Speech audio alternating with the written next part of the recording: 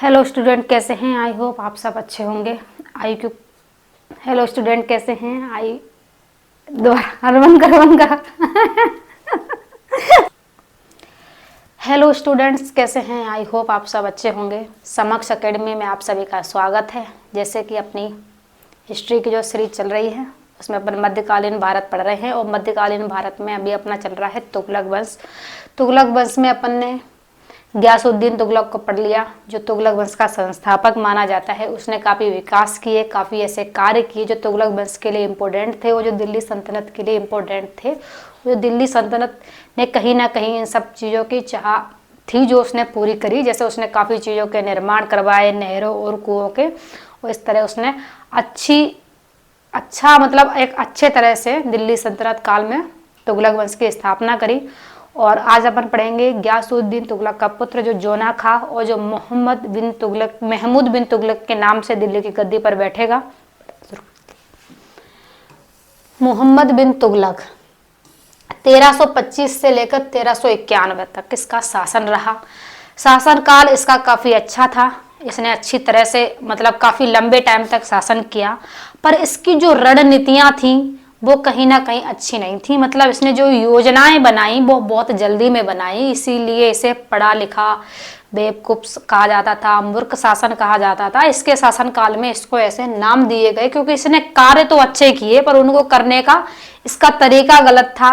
ये मान लीजिए जो इसने जो किया उससे करने का उसका कहीं ना कहीं ये समय गलत था। उसने जो किया वो निर्णय बहुत जल्दबाजी में लिए, इसी कारण इसे प्रजा ने ना प्रजा इससे खुश रही और ना ये प्रजा से खुश रहा, क्योंकि इसके जो निर्णय थे वो कहीं ना कहीं गलत थे। पढ़ते हैं। दिल्ली सल्तनत के तुगलक वंश का दूसरा सुल्तान था। ये दिल्ली सल्तनत के तुगलक वंश का दूसरा सुल्तान था। नाम था मोहम्मद बिन तुगलक, महमूद बिन तुगलक। वह अपने असाधारण विचारों, बुद्धिमत्ताओं और प्रशासनिक प्रयोगों के लिए जाना जाता है। बुद्धिमत्ता माना जाता है, ये बहुत बुद्धिमान था। इसको अरबी, फारसी, खगोल शास्त्र, गणित सारी भाषाओं का इसे ज्ञान था। प्रशासनिक, इसने अपने शासनकाल में कुछ प्रशासनिक चीज़ों का प्रयोग किया, प्रशासनिक चीज़ों को भी अपनाया जो कहीं ना कहीं कुछ हद तक अच्छी रही और ज़्यादा हद तक कहा जाए सब कार्य इसके विफल मतलब विसफल ही रहे। ज़्यादा तरह से इसकी जो चीज़ें थी, जो नीतियाँ थी वो कहीं ना कहीं सफल नहीं रही, कुछ ही सफल रही। हालांकि उसमें से कई प्रयोग असफल भी हुए। उसे इतिहास में एक विवादास्पद शासक माना जाता है। मतलब विवादास्पद शासक इसलिए माना जाता है क्योंकि इसके शासन काल में ज्यादा विवाद रहा। क्यों विवाद रहा? क्योंकि उसके कई प्रयोग असफल रहे। उसके प्रयोग असफल होने के कारण इसके शासन काल में ज्यादा तरह से विवाद बने रहे। और ये कारण था क्योंकि इसने जो निर्णय लिए, जो नीतियां बनाई वो इतने जल्दबाजी में बनाई कि इसके खिलाफ प्रजा में विवाद बना रहा।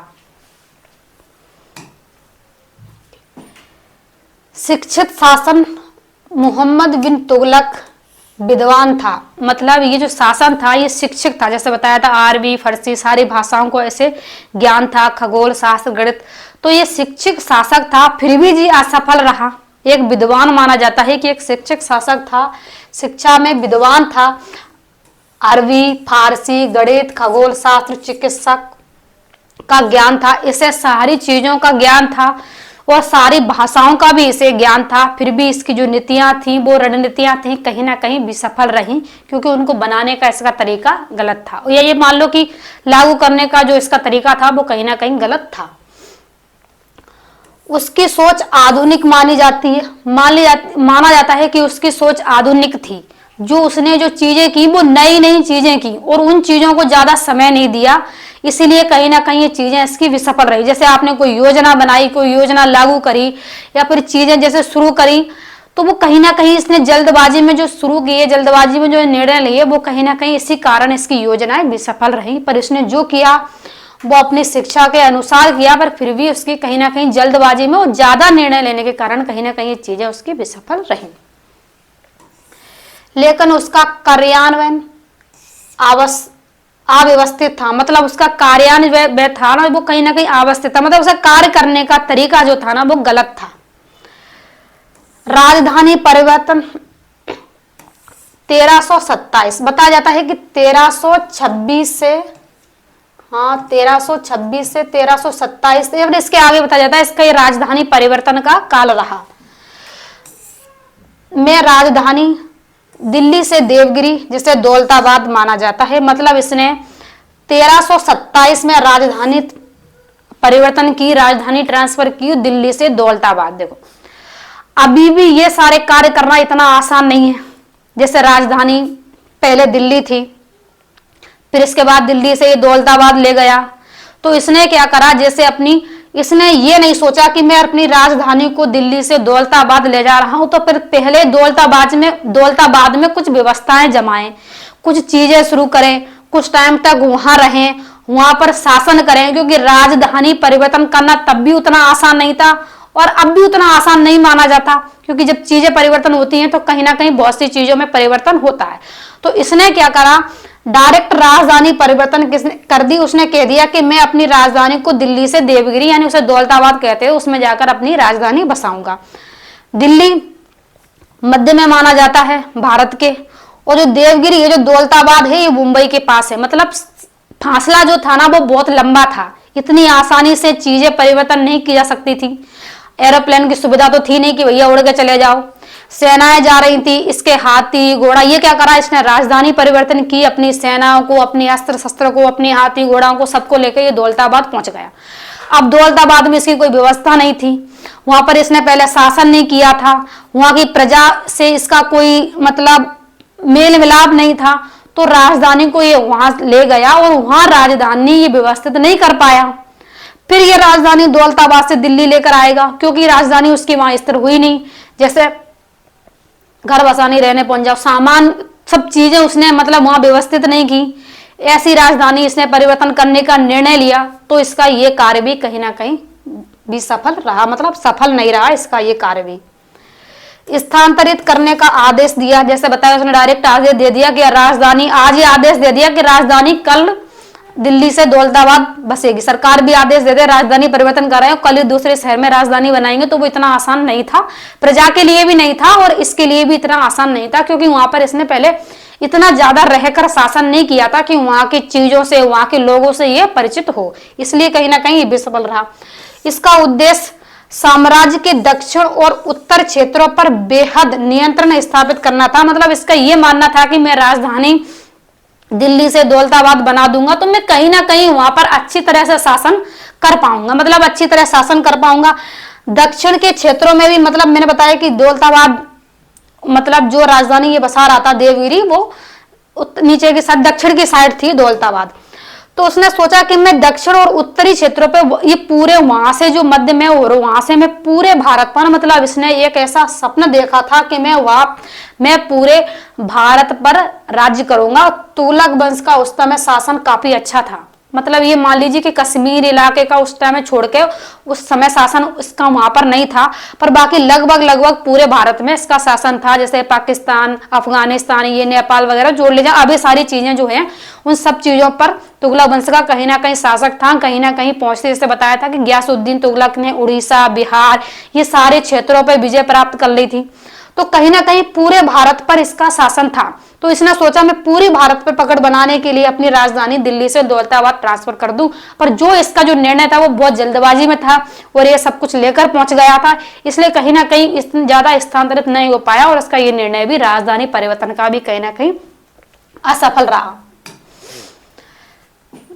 मुद्रा प्रणाली में इसने एक सबसे बड़ा कार्य किया कि इसने डायरेक्ट मुद्रा परिवर्तन की। देखो कैसे, तांबे और पीतल के सिक्के का प्रचलित किया, मतलब सिक्के चलते थे पहले चांदी के, और चांदी के सिक्कों की जगह इसने तांबे और पीतल के सिक्के बना दिए, और सिक्के उतने ही मूल्य के थे, सामान्य मूल्य के बनाए, सामान्य मूल्य के सिक्के बना दिए। जैसे कि चांदी का सिक्का था और चांदी के सिक्के के मूल्य के बराबर ही इसने किसके सिक्के बनाए, तांबे और पीतल के। मतलब इसने कह दिया कि चांदी के सिक्के की जगह तांबे और पीतल के सिक्के चलेंगे। अब भाई चांदी के सिक्के का मूल्य भी ज्यादा था और वजन भी ज्यादा था और चांदी मूल्यवान भी थी, तो कहीं ना कहीं चांदी के सिक्के जो थे वो इतनी आसानी से बनाए नहीं जा रहे थे, पहली बात तो जी। और दूसरी बात ये कि इसने सिक्के जो परिवर्तन किए, चांदी से पीतल के बनाए, तो उस पर ऐसी कोई मोहर नहीं रखी, ऐसे कोई निशान या चिन्ह नहीं बनाया जो सिक्कों की पहचान कर सके। तो इसकी प्रजा के लोगों ने क्या करा, अपने घर में ही सिक्के बनाना शुरू कर दिया। अभी आरबीआई नोट छापती है, नोटों पर गवर्नर के साइन होते हैं, इंपोर्टेंट तो वही होते हैं। लोग तो चाय बनाए तो भैया सिक्के, कल से ही घर में 2000 के 100 के नोट छपने लगे, पर साइन कहां से लाएंगे। इसने ऐसा कुछ नहीं किया, इसने डायरेक्ट सिक्के कर दिए कि चांदी की जगह तांबे और पीतल के सिक्के चलेंगे, जो लोगों ने अपनी आसानी से घरों में बनाना छापना शुरू कर दिए।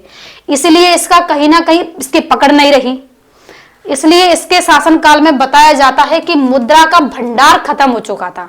मतलब इसके शासनकाल में जो धन था, कहीं ना कहीं धन नष्ट हो चुका था, और धन नष्ट होने के कारण इसने काफी चीजें बढ़ाई, महंगाई जैसे कर लेने के तरीकों में इसने काफी वृद्धि कर दी, 50% कर दिया इसने अपने शासनकाल में। तो कहीं ना कहीं इस कारण से ये भी सफल रहा। दक्षिण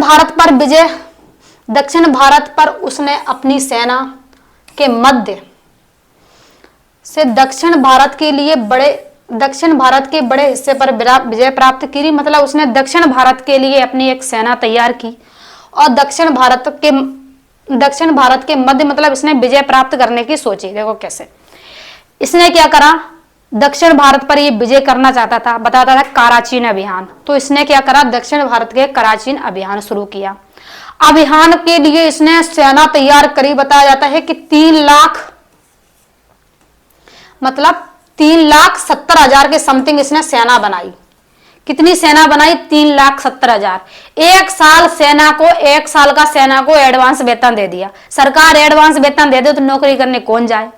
इसने एक साल 3,70,000 मान लो 4 लाख के समथिंग सेनाओं को इसने एक साल का एडवांस वेतन दे दिया।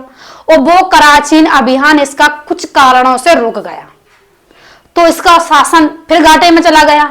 क्यों भाई, इसने 3 लाख 4 लाख सेना को एक साल का नगद वेतन देना कोई मामूली बात नहीं थी, और इसने नगद वेतन दे दिया। और कुछ परिस्थितियों बाद इसका वो अभियान असफल रहा, मतलब हुआ ही नहीं। कराचीन अभियान को जो उसने सोचा था वो हुआ नहीं। तो इसके कारण कहीं ना कहीं इसकी जो ये रणनीति भी फेल हुई। मतलब नीतियां बनाई पर आगे की नहीं सोची, सिर्फ नियम बना दिए, लागू कर दिए, बस। इसी कारण इसका ये भी असफल रहा। क्या है, आध्यात्मिक प्रणाली, क्या लिखा है आगे उसने किया अत्यधिक कर प्रणाली। उसने इतना कर लगाया कि वो कर देने में प्रजा कहीं ना कहीं सफल नहीं थी। कर देना इतना प्रजा चाहती नहीं थी, क्योंकि कर देने के लिए प्रजा के पास इतना होना भी तो चाहिए था। गंगा यमुना दोवाल के क्षेत्र में कृषि पर भारी कर लगाया गया, जिसमें किसानों को बड़ी परेशानी हुई। इसने दोवाल के जो क्षेत्र थे उन क्षेत्रों में कृषि पर इसने भारी कर लगा दिया, जो कर देने पर किसानों को परेशानी हुई। बताया जाता है कि इसने 50% कर लगा दिया, क्योंकि इसके जो नीतियां थी, रणनीतियां थी, इसके कार्य थे, उस कारणों से कहीं ना कहीं जो इसकी सल्तनत थी वो घाटे में जा रही थी। इसीलिए इसने 50% कर लगा दिया, और जो देने में कहीं ना कहीं प्रजा असफल थी। उसने खेती को बढ़ाने के लिए, राजस्व बढ़ाने के लिए, उसने खेती को बढ़ावा देने के लिए, राजस्व बढ़ाने के लिए कृषि विभाग, उसको दीवाने-ए-कोह की स्थापना करी। इसने क्या करा, कर वसूलने के लिए एक विभाग बनाया, दीवाने-ए-कोह। मतलब इसने एक विभाग की घोषणा कर दी कि कर यहाँ पर जमा होगा। जैसे टैक्स अपन देते हैं तो उस तरह से अपन टैक्स जमा करते हैं, तो उसने एक कर जमा करने के लिए दीवाने-ए-कोह की स्थापना कर दी। देखो, अत्यधिक कर प्रणाली में अपन ने क्या पढ़ा हुआ, इसने कर लगाया, और कर लगाने के लिए इसने राजस्व वसूलने के लिए एक विभाग की स्थापना करी, दीवाने-ए-कोह। दीवाने-ए-कोह का इसने एक काजी नियुक्त किया, जो मोरक्को का एक यात्री भारत आया था, यमन बतूता। बताते हैं वो व्यक्ति काफी योग्य था, काफी योग्य था, काफी पढ़ा लिखा था और उसने सब जगह की यात्राएं कर रखी थी। उस टाइम जितनी उसने पैदल यात्रा करी थी उतना करना उस समय के लिए बहुत ज्यादा था, क्योंकि उस समय इतनी सुख सुविधाएं नहीं थी। पैदल यात्रा करना, घोड़े से यात्रा करना और इतनी लंबे लंबे सफर की यात्रा करना, बताया जाता है कि उसने काफी जगहों के जो अपने मतलब आसपास के जो देश हैं, काफी जगहों की उसने यात्रा कर ली थी और वो इसके शासनकाल में भारत आया था। इसने उसको मतलब इसके शासनकाल में रहा और इसने उसे काजी नियुक्त किया। बताया जाता है इसने राजस्व विभाग का उसे काजी नियुक्त कर दिया और काजी नियुक्त करना इतना आसान नहीं था, क्योंकि काजी का पद बहुत बड़ा माना जाता था। अभी के न्यायाधीश के बराबर एक काजी का पद समझ लो, इतना बड़ा एक काजी का पद था। और उससे उसकी चीजों से प्रसन्न होकर, उसकी नीतियों से प्रसन्न होकर इसने उसे अपनी सेना में एक अच्छा स्थान दिया। उसको चीन अभियान के लिए भेजा, चीन भ्रमण के लिए इसने भेजा। वो चीनी अभियान के लिए गया, वहां की नीतियां उसने समझी। बताया जाता है कि मोहम्मद बिन तुगलक के और मतलब इब्न बतूता के काफी अच्छे गहरे संबंध बन गए थे और उन संबंधों के कारण शासनकाल में कहीं ना कहीं ये दोनों मिलकर चीजों को समझने लगे थे। आगे चल के ऐसा कहा भी जाता है कि इब्न बतूता और मोहम्मद बिन तुगलक के संबंध बिगड़ गए थे, कुछ नीतियों के कारण बिगड़ गए थे, या ये समझ लीजिए कि दोनों ही योग्य थे। ये भी पढ़ा लिखा था, एक योग्य शासक था, पर वो बात एक अलग है कि शासन करने का तरीका कहीं ना कहीं प्रजा को इसका पसंद नहीं आ रहा था। शायद यही चीज इब्न बतूता को इसकी अच्छी नहीं लगी, तो इब्न बतूता और मोहम्मद बिन तुगलक के आगे चल के संबंध बिगड़ गए थे। जो मोरक्को का यात्री था और भारत आया था। क्वेश्चन ज्यादा से पूछा जाता है। धार्मिक सहिष्णुता, मतलब देखो, मोहम्मद बिन तुगलक धार्मिक दृष्टि से सहिष्णु था। उसने विद्वानों और साधुओं को प्रोत्साहन दिया, लेकिन उसके शासन में विद्रोह और अस्थिरता बढ़ती गई। बताया जाता है कि ये सभी धर्मों को मानता था, धार्मिक दृष्टि से सहिष्णु था, मतलब सभी धर्मों को मानने वाला था। इसके शासन काल में बताया जाता है काफी विद्वान जो इसके दरबार में रहते थे, जैसे बरनी, बदायूं, सरहिंद, ऐसे काफी जो लेखक थे जो इसके शासन काल में इसके मतलब शासन काल में रहते थे। अब बताया जाता है कि बदायूं बरनी के अनुसार, निजामुद्दीन के अनुसार इसकी जो किताबें लिखी गई थी उनमें इसके अब चीजों का वर्णन किया गया है।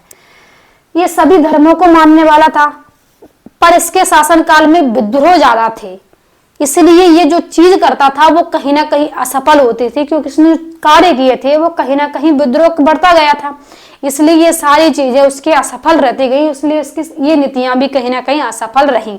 बताया जाता है कि सभी धर्मों को मानता था।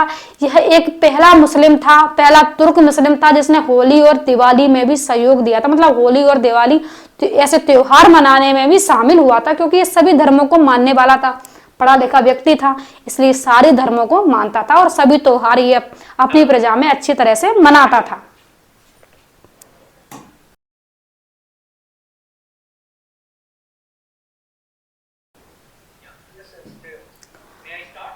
इब्न बतूता की पुस्तक, इब्न बतूता ने एक पुस्तक लिखी थी अपनी यात्रा के अनुसार। उसने एक पुस्तक लिखी थी रेहाला, एक रेहाला पुस्तक इसके ऊपर लिखी गई थी। मोहम्मद बिन तुगलक के ऊपर एक पुस्तक लिखी गई था, उसका नाम था रेहाला।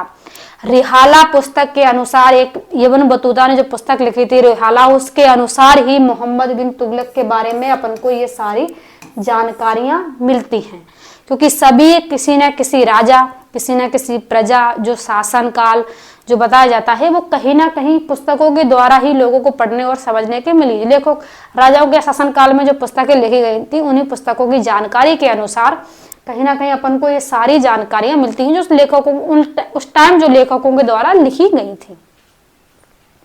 ये इंपॉर्टेंट है कि इब्न बतूता ने एक पुस्तक लिखी थी रेहाला।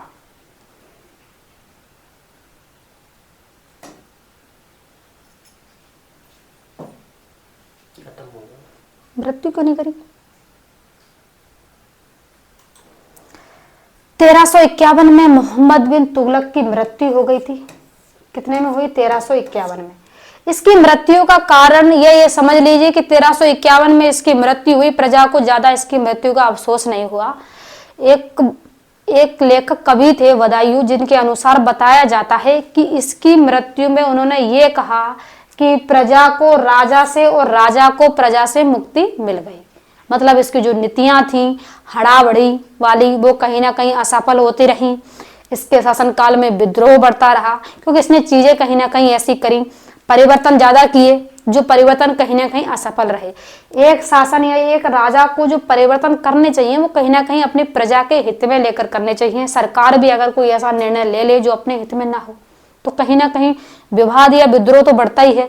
तो लोगों के मन में इतनी हिंसा, इतनी विवाद, इतना विद्रोह बढ़ गया क्योंकि उस टाइम इतनी सुख सुविधाएं नहीं थी।